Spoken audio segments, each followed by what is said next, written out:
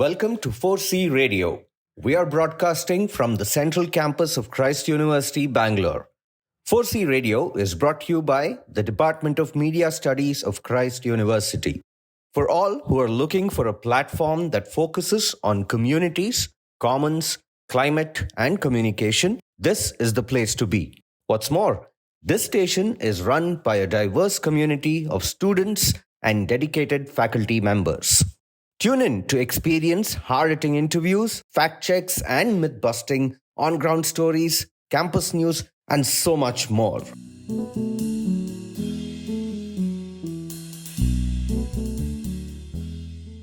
Even as polarization and disinformation increases world over, resulting in violent and deaths of innocent people, the role of journalism couldn't be more important than now.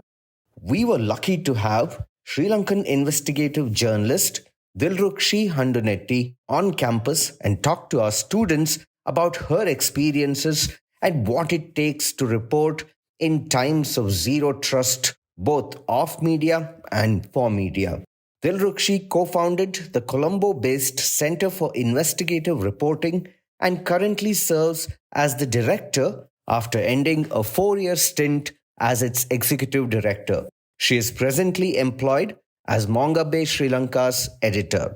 Handunnetti has bagged the most prestigious journalism awards at home, including the award for reporting under special circumstances in 2012 for highlighting how relocation of more than 300 war-displaced families in the island's north resulted in homelessness at grave risk to her own safety, and the coveted D.B. Dhanpala Award for Journalist of the Year. She spoke to 4C Radio about this story.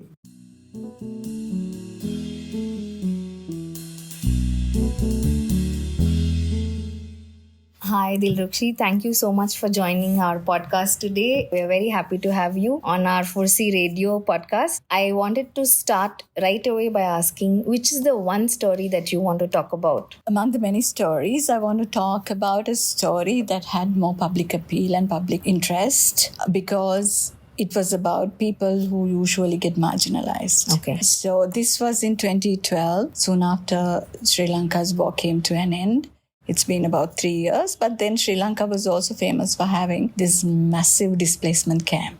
Yeah, considered the world's largest displacement camp. It was called Manik Farm. And I went to do a story there. I got information from a trusted source, but I have not necessarily, read up on that. So I did a quick reading up on that. And then this was about 365 families who were supposed to be returning home to resettle, being relocated. So I still remember I had so much fun doing that story, and the headline, which was very popular because it was called Relocated to Nowhere. So I went to do that story with another girl to talk to these people and find out the truth about whether they were being resettled or being relocated. Because as far as the government went, it was resettlement. All the displaced people, displaced due to the war, were being resettled. There was an assurance given to the UN by the then government that it would be done. So here was an instance where they were actually relocating and people ended up looking at their old homes and living in some camp. So I felt that was a great discovery in terms of a story, and it benefited those families. And when you started to work on the story, how did you go about reporting the story? What were the checks and balances? What was your process when you started reporting on it?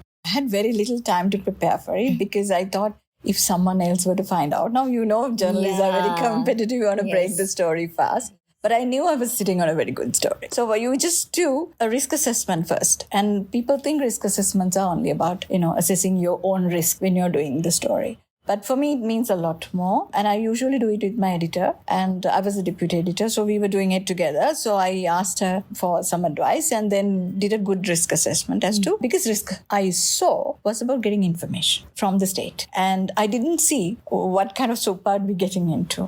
So these risk assessments are so funny.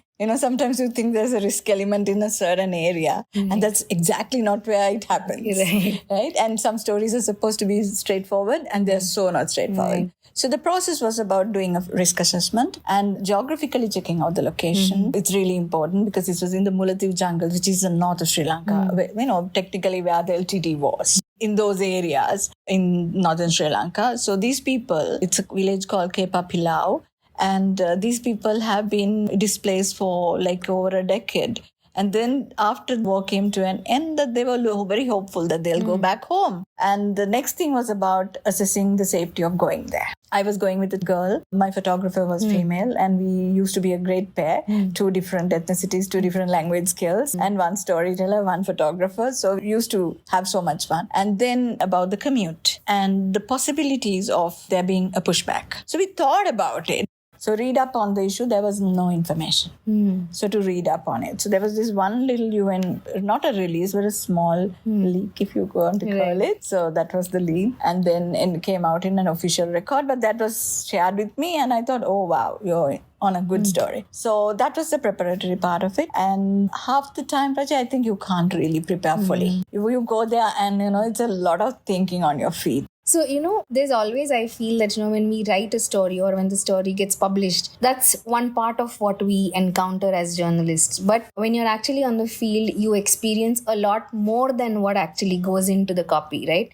So, were there any particular instances or experiences in this story that haven't left you till now? There is. And one thing is it's Murphy's Law. Yes.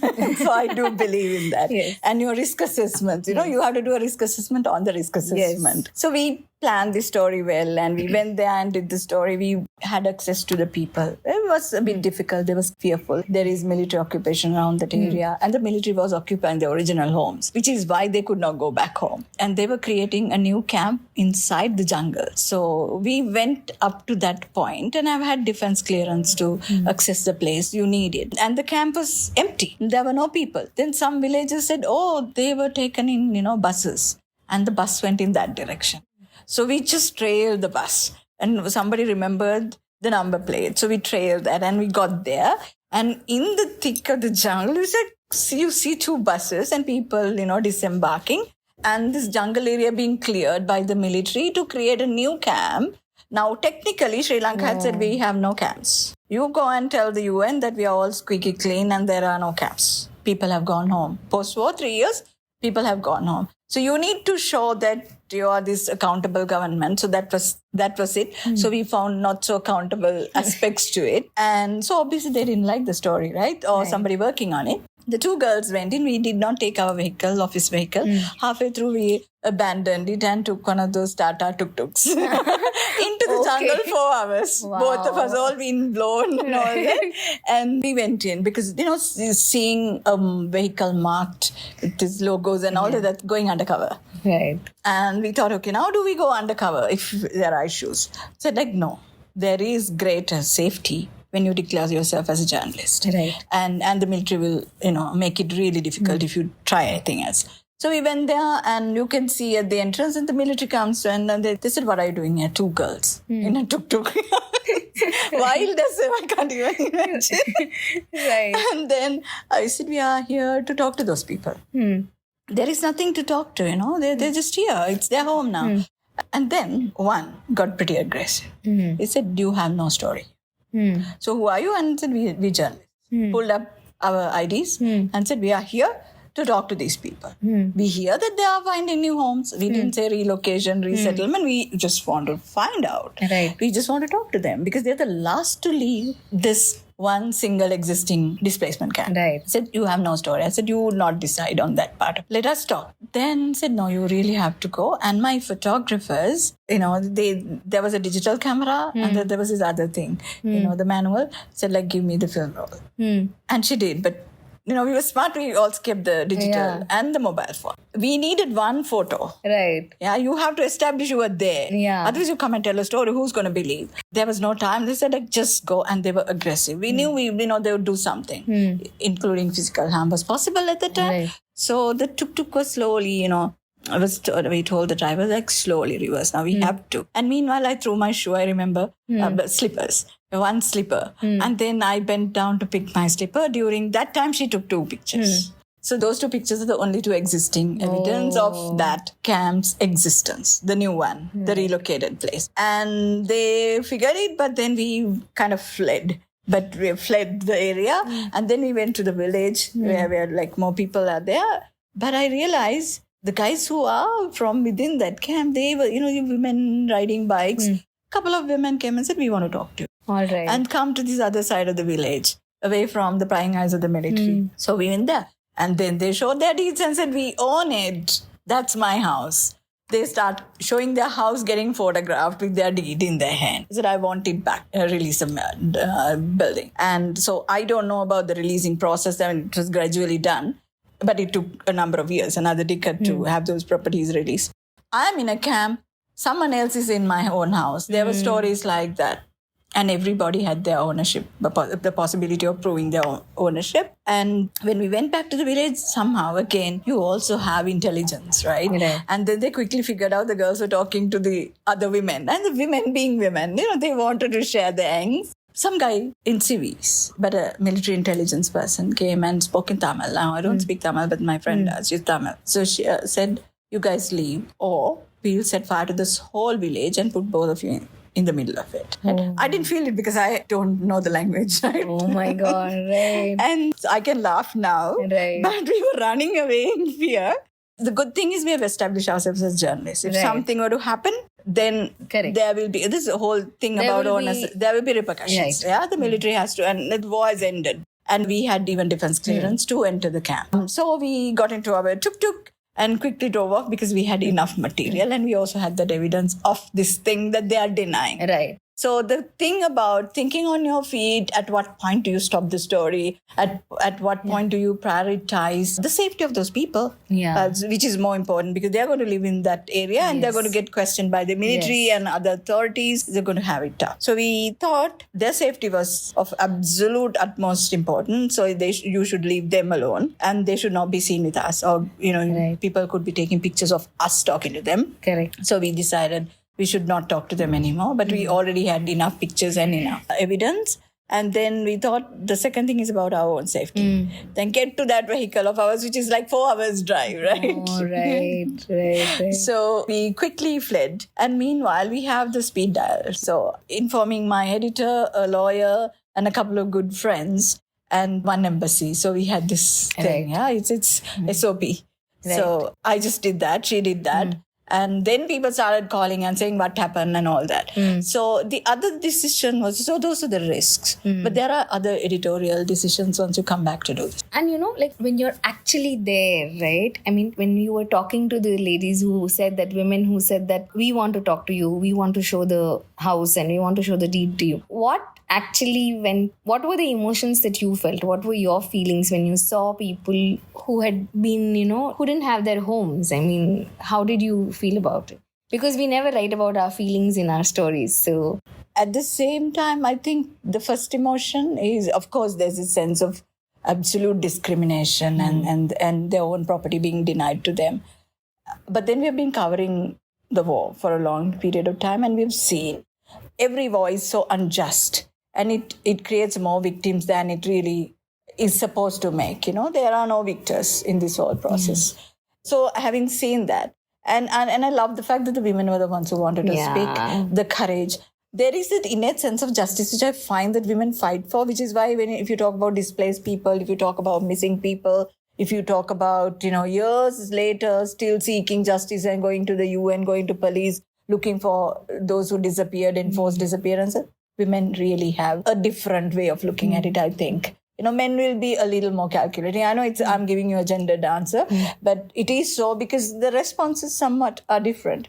And the fact that they wanted to come out with their evidence and say, no, we own it, and talk to the press. I felt trusted. In this age of, zero trust, when people trust you to tell their story and they see you as a vehicle, towards justice, restoration of rights, And I think that's an amazing feeling. But I was really moved when I saw pretty old ladies, not necessarily people of our age, but because for them, that house is this everything, the identity, memories, everything. So much is there, and it's not a building. And when grandmother started talking to us, I felt really desolate because there was a generation, I think 3 generations were speaking to me from the same households. Right. And the sense of loss.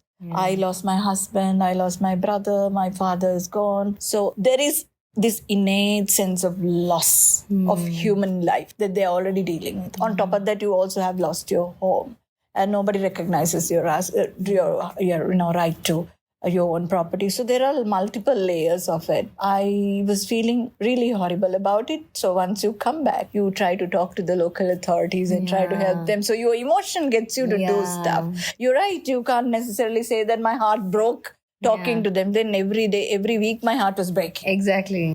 Not just after this story, but do you have a coping mechanism? Do you do something once the story is done? PTSD is well known amongst journalists, right? So have you experienced it? Have you felt it? How do you cope with it? Brilliant question. So I'll finish the bit about that story about editorial decision making. Because we were threatened, the first instance was, because a lot of journalists do that, and that's important you do, is to print that you were threatened. So both of us sat down with the editor and said, no, those 365 families, that's a story. So we played down what happened to us, but we recorded it. And the military got really mad because we said that we were threatened, in a zone where, we were supposed to feel safe, and we have had papers clearing us, having access and all that. So editorial decision to not be the story. I know it's an old school value in this age, particularly where, everybody needs to stand in front of a camera and you be the story. I'm glad that it was so. We played it down, but it went into the UN report that journalists were threatened. So, it reached that international level of discussion about journalists being threatened while doing stories in a no conflict era. But the war has come to an end. So normalcy means having access. So I think recording it is important, but you really have to know why you went there. You went to do their story, not to end up being the story. And I also told other groups who wanted to talk to us that we don't want to be the story. Because there's another decision thereafter. The next time when you're going on assignment or similar assignment, you will be trailed more. Right. Because you've already been pretty loud about it. So you have to record it, but you can't do it too much. So you're always making these calculations, how much.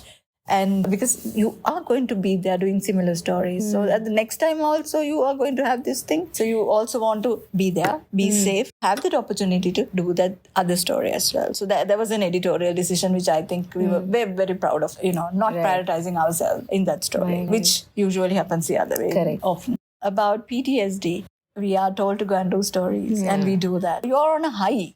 You do these stories and you have so much fun telling stories. There is so much power also in you as a storyteller. And you realize that people look up to you, people trust you, people also don't like you.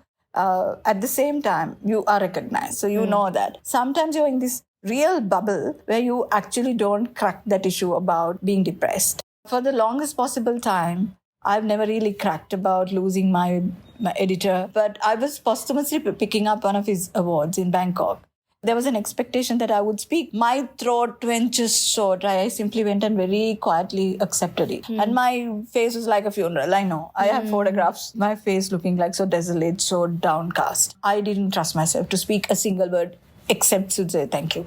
Progressively, you realize that you cannot speak about him without breaking, And today I did not. So every time I don't do it, I just congratulate myself, honestly. So then after, it took such a long time, I had this Vital Voices Leadership Fellowship. That's where we actually started unpacking it.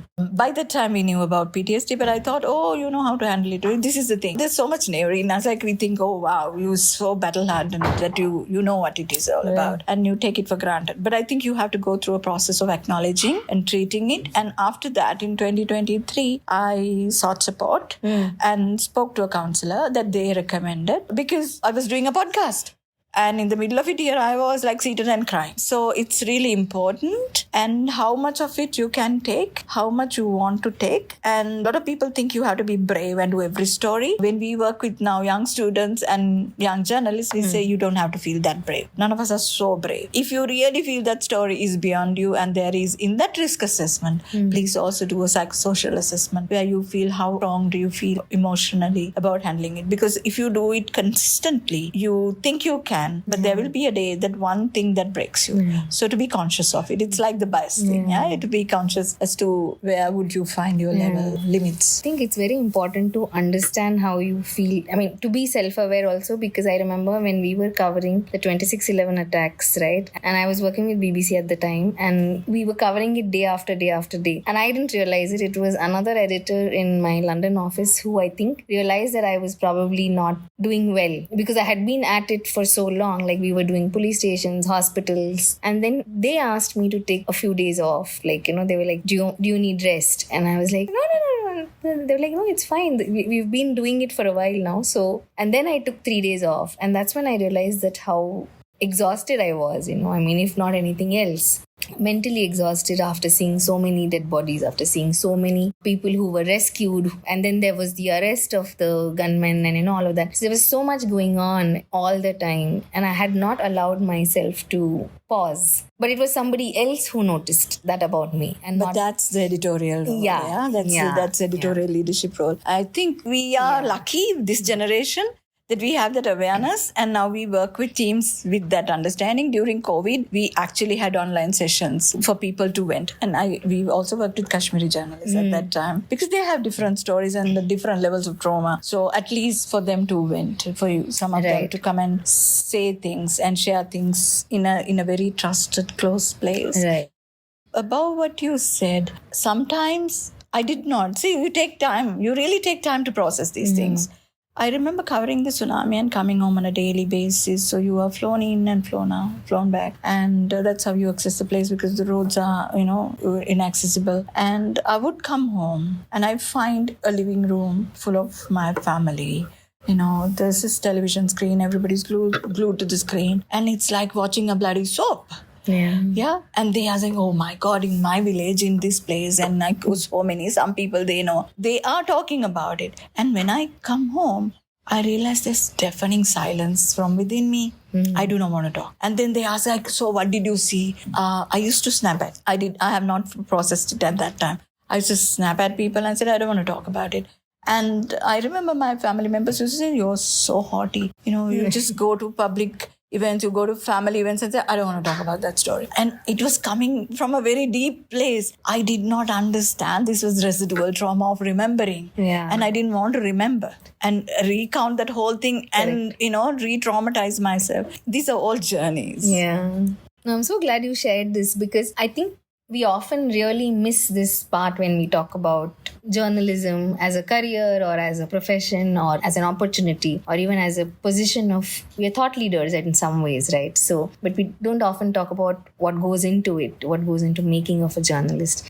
Just to wind up, I mean, what would you like to tell younger students who want to pursue journalism? You met some of our students today, so there are some of them who are very eager to pursue it. What would be your sort of advice, or, what should they look forward to? What should they be careful about? What should they expect? I think they should be advising us, because they are digital natives and they should be telling us how to make that transition effectively and successfully. But having said that, political polarization and how our communities, our countries have changed has a huge impact on the stories we tell. And there was a possibility of doing cross-border journalism. And I'm a huge believer of working across territories to tell the story. If you are having climate change issues, and so are we, and it's the same thing, and the transboundary impact as an example. So our stories are so connected. But the problem is our politics is such that the new generation journalists will have to deal with more polarization. So how do you overcome that? Again, the internet does allow you to, some of the physical barriers of not being able to access places and work people on the other side can probably be, overcome using technology. And I also think journalism of today has to take a different turn. And still people want to tell stories. at the end, it's about telling stories truthfully, effectively, with fairness and, just stories. To do that, I think you have the technology. Now you probably need to lean into the craft. And I saw a lot of them today leaning into the craft and not getting too techie to be wanting to tell stories. So these stories have to have some public impact and to be able to, understand how the biases are built, how disinformation works, which is a huge industry by itself, and to overcome propaganda, which is very much there and it's so mainstreamed. How do you find your way? I think we had it a little easy. So for them, it's about this tech-driven disinformation and propaganda, how you overcome that to get to the core of it, and how to treat your own bias, which has become so important because the algorithm decides what you're going to like and what kind of stories you're going to favor. So I think they have new decisions to make.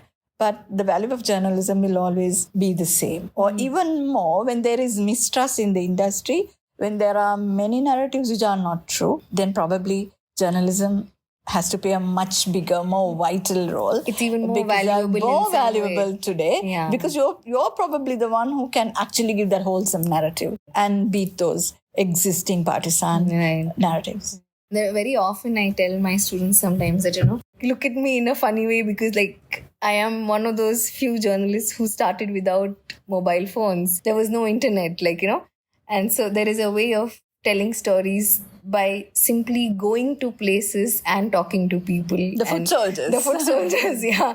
So I keep telling them that, this is this old, very old, and it was considered to be outdated at one point when technology was making such strides.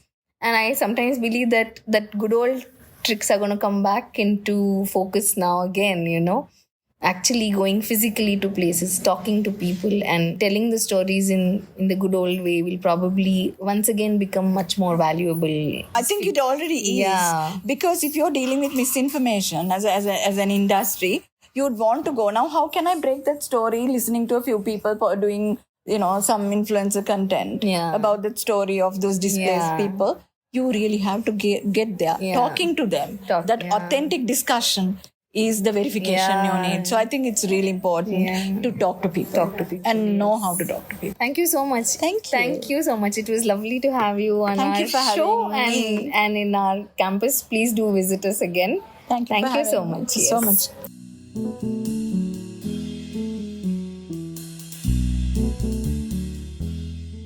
So, as Dilrukshi says, there's much to learn from digital natives, that is the youth of today. But she also asks us to guard against the difficult times we are in when it comes to polarization and disinformation. Thank you for listening to today's episode. The interview was done by Prachi Pinglay. This podcast was illustrated by Vernika and was edited by Srinivas Aditya. Please write to us and follow us on both Instagram and X. Until next time, be curious and always remember to ask questions. 4C Radio is an initiative by the Department of Media Studies, Christ University, Bangalore.